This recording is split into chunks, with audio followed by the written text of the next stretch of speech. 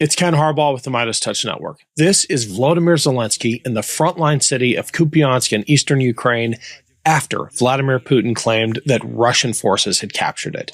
I cannot think of a bigger FU in the history of modern warfare. President Zelensky is the embodiment of wartime leadership. You can hear an outgoing artillery round in the background right here. This selfie was taken barely a kilometer from Russian positions, but it proved that Putin's claims to have taken the city were lies. Zelensky made him look small and weak, but he also delivered a powerful message to those frontline Ukrainian troops who are risking everything to defend their country. I asked a couple of my friends serving in the Ukrainian military right now about how this made them feel. Like he's right there with us, one of them said.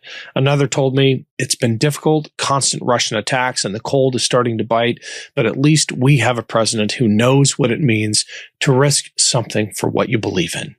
I think that might have been a subtle dig at our president. I am convinced that one of the reasons Donald Trump despises Zelensky so much is that Zelensky reminds the world what real leadership, what real bravery looks like. And it's why Donald Trump constantly sides with Vladimir Putin. They have so much more in common.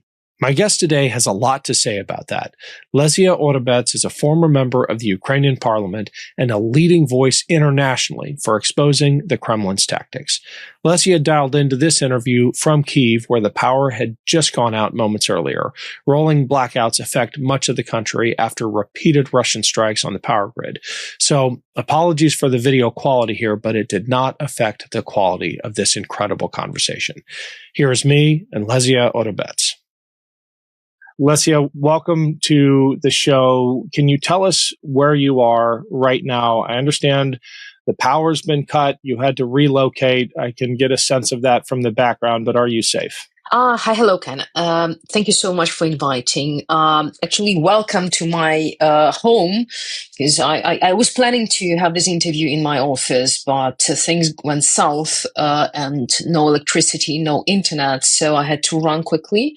And right now, the only source of light is actually not something that works, but that's just on the charger. And we work from mobile connection internet, which is pretty good in Kiev.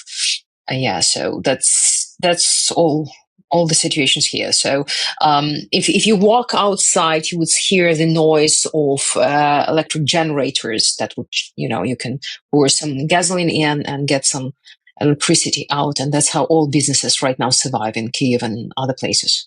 There's really no other way to describe this kind of warfare other than a terror campaign. Vladimir Putin is targeting. I was in Odessa recently, and the main target was the power station. I was in Kherson. The target there is old ladies coming home from shopping. Yeah. The goal of Putin's military is to demoralize the Ukrainian people, to freeze them to death this winter, and in places where people still live close to the front, like in Kherson, to depopulate those areas by murdering civilians. Am I exaggerating any of that? No, just a couple of details. They specifically target our electricity grid to make sure we are on our knees, not only humanitarian wise, because there's no light in hospitals, no light in schools and other places. So we have either to buy big batteries or generators, which put cost on everything we do or everything we produce, but also they are targeting our nuclear power states,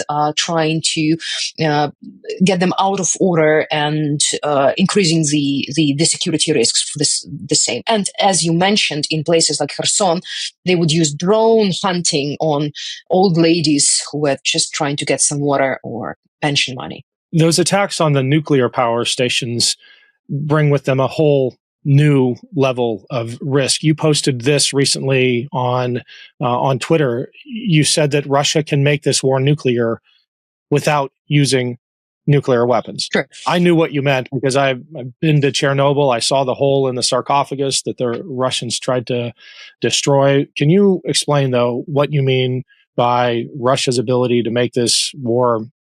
Hello everyone, welcome back to our channel.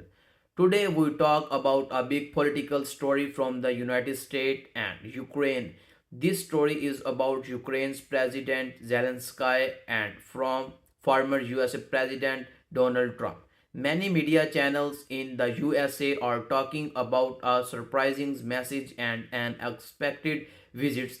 People are asking what happened, why does it matter, and what can change in the future. I will explain everything. So let's start. Ukraine and the war. Ukraine has been at war with Russia for many years.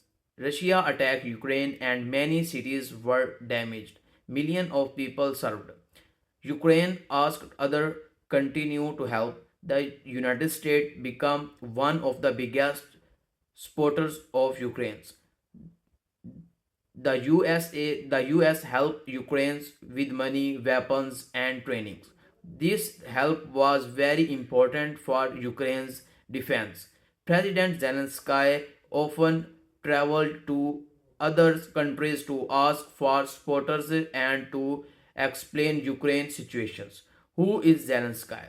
Zelensky is the president of Ukraine. Before politicians, he was an actor and a comedian comedians.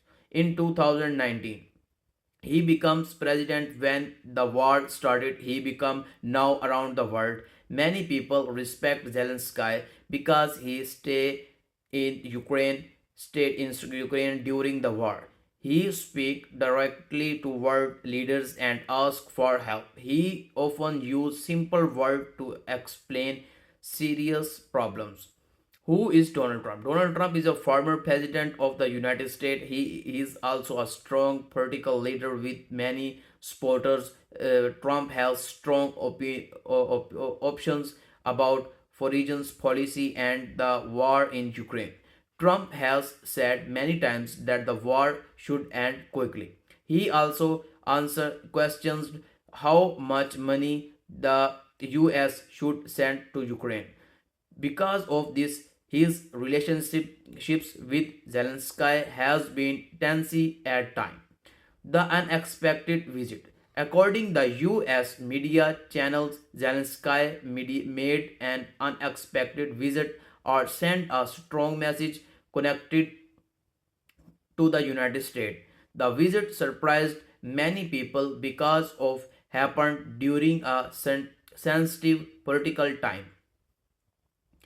The purpose of the visit was clear. Zelensky wanted to speak directly to American leader and the American public.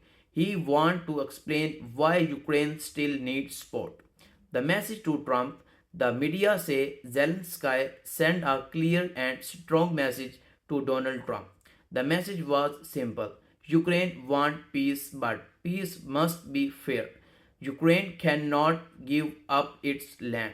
US sports is still very important. Zelensky said that ending the war is not easy. He explained that stop the stopping sport could make the war rose not better. Why this message matter? This message matter because Trump is a powerful political fighter in the US. His word can influence millions of peoples. He Trump's becomes president again. US policy toward Ukraine could change. Zelensky now this that is why he wanted to communicate clearly and directly. He want to make sure Trump and his supporter understand Ukraine's positions. Made reactions in the USA. Many US media channels covered this story. Some supporters Zelensky and said his message was strong and necessary. Zelensky and said his message was strong and necessary. These were critical and said Ukraine should find another way to end the war. On social media, people had mixed reactions. Some said the US should continue helping Ukraine. Others said Americans should focus on its own problems. Political divides in America. This story also shows that political divide in the United States Democrats and Republicans often disagree about foreign policy. Some politicians believe supporting Ukraine's protests democracy, others believe the cost is too high. Zelensky's message came right into the middle of these debates. What Zelensky want? Zelensky want three main things: continue military supports, financial help to rebuild Ukraine, political breaking from the US. He believes that without these things, Ukraine could lose its ability to defend itself. Trump's Republican response. Trump has not always responded kindly to Ukraine-related message. He often says he can end the war quickly through talks. Some experts say Trump may use this movement to show strength. Others believe he may criticize Zelensky to please his votes. No matter what Zelensky message puts pressures on Trump to explain his plan clearly. Global impact. This story is not just about the US and Ukraine. The whole world is watching. Others countries want to know, will the US continue its leadership roles? Will Ukraine keep getting help? Could the war separate or end soon? Zelensky actions send and signals to Europe, Asia, and beyond. The human said the human side of the war. Behind politicians, there are real peoples. There are real peoples. Ukraine's families have lost homes and loved ones. Soldiers are try but continue fight. Zelensky often talk about these people. He says every discussions in Washington affects lives in Ukraine. Why US media focus on this? This media forces on this story because it's combine war, powerful leader, elections, money, and responsibility. These topic attack attentions and strong emotions. What could happen next? There are several possible outcomes. The US continues strong support for Ukraine's supporters become limited or delayed. A new peace talk uh, beings with candidates. New peace talk beings with conditions. Zelensky message is meant to influence which part is choose. Public options. Public opinions matter. If Americans voters support Ukraine's politicians will listen. If they people support policies may change. Zelensky now this so his message is also for the American people, not only Trump. This USA media story showed how important communications in is in global politics. Zelensky unexpected visits and message to Trump are part of a bigger fights, not just on the battlefield, but in hearts and minds. The future of Ukraine, US politicians, and global security may depends on movement like this. One message, one visits, and one decisions can change history. Thank you for watching my video.